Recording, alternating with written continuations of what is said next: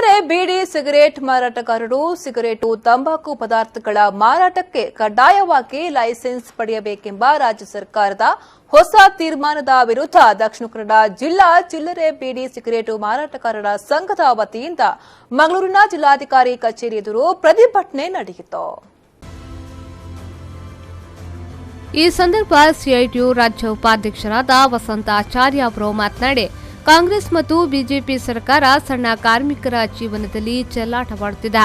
Cinema ಟಾಕೀಸ್ನಲ್ಲಿ, ಶಾಲಾ ಕಾಲೇಜುಗಳ ಆಸುಪಾಸಿನಲ್ಲಿ, ಸಾರ್ವಜನಿಕ ಪ್ರದೇಶಗಳಲ್ಲಿ ಬೀಡಿ ಸಿಗರೇಟ್ ಸೇದಬಾರದು ಎನ್ನುವ ಸರ್ಕಾರ ಅಂತಹ ಉದ್ಯೋಗವನ್ನು ಆರಿಸಿಕೊಂಡು ಬದುಕುತ್ತಿರುವ ಯುವಕರಿಗೆ ಉದ್ಯೋಗ ಕೊಡಿಸಲಿ ಎಂದು ಹೇಳಿದರು. ಕಾಂಗ್ರೆಸ್ ಸರ್ಕಾರ ಇತ್ತು, ಈಗ ಬಿಜೆಪಿ ನೇತೃತ್ವದ ಸರ್ಕಾರ ಇದೆ.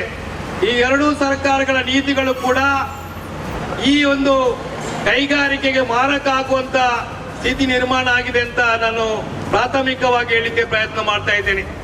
ಏನ್ ಹೇಳ್ತಾ ಇದೆ, ಸಿನಿಮಾ ಥಿಯೇಟರ್ಗಳಲ್ಲಿ, ಹೋಟೆಲ್ಗಳಲ್ಲಿ, ಶಾಲಾ ಕಾಲೇಜು ಪರಿಸರಗಳಲ್ಲಿ 100 ಮೀಟರ್ ಆಸುಪಾಸಿನಲ್ಲಿ ಬೀಡಿ ಸಿಗರೇಟ್ ಮಾರಾಟ ಮಾಡಬಾರದು, ತಂಬಾಕು ಪದಾರ್ಥ ಮಾರಾಟ ಮಾಡಬಾರದು ಅಂತ ಹೇಳ್ತಾ ಇದೆ. ಇಂಡಿಯಾ ದೇಶದಲ್ಲಿ 130 ಕೋಟಿ ಜನಸಂಖ್ಯೆ.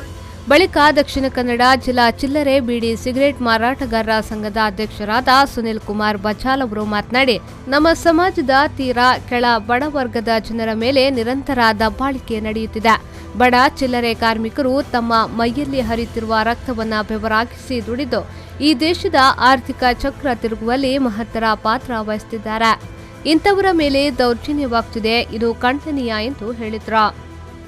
ಈ ದೇಶದ ತೀರಾ ಕೆಳವರ್ಗದ ದುಡಿದು ತಿಂತಕ್ಕಂಥ ಜನರ ಮೇಲೆ ಇವತ್ತು ಪರಿಣಾಮ ಬೀಳ್ತಾ ಇದೆ. ಇವತ್ತು ನಾವುಗಳು ಕೂಡ ಗೂಡಂಗಡಿದಾರರು, ನಾವೇನು ಅಗರ್ಭ ಶ್ರೀಮಂತರಲ್ಲ.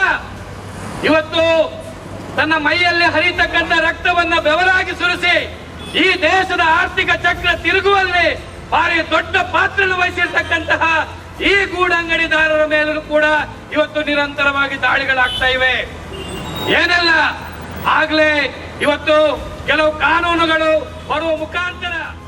ಈ ಸಂದರ್ಭ ದಕ್ಷಿಣ ಕನ್ನಡ ಜಿಲ್ಲಾ ಚಿಲ್ಲರೆ ಬೀಡಿ ಸಿಗರೇಟ್ ಮಾರಾಟಗಾರರ ಸಂಘದ ಪ್ರಧಾನ ಕಾರ್ಯದರ್ಶಿ ಎಂಕೆ ಅಬೂಬಕರ್, ಪದಾಧಿಕಾರಿಗಳು, ಶೋಷಣೆಗೆ ಒಳಗಾದ ಕಾರ್ಮಿಕರು ಮತ್ತಿತರರು ಉಪಸ್ಥಿತರಿದ್ದರು. ಅದರ ಹಿಂದೆ ಒಬ್ಬನ ಬದುಕಿರುವುದಲ್ಲ, ಕನಿಷ್ಠ 4-5 ಜನರ ಬದುಕಿರುತ್ತೆ.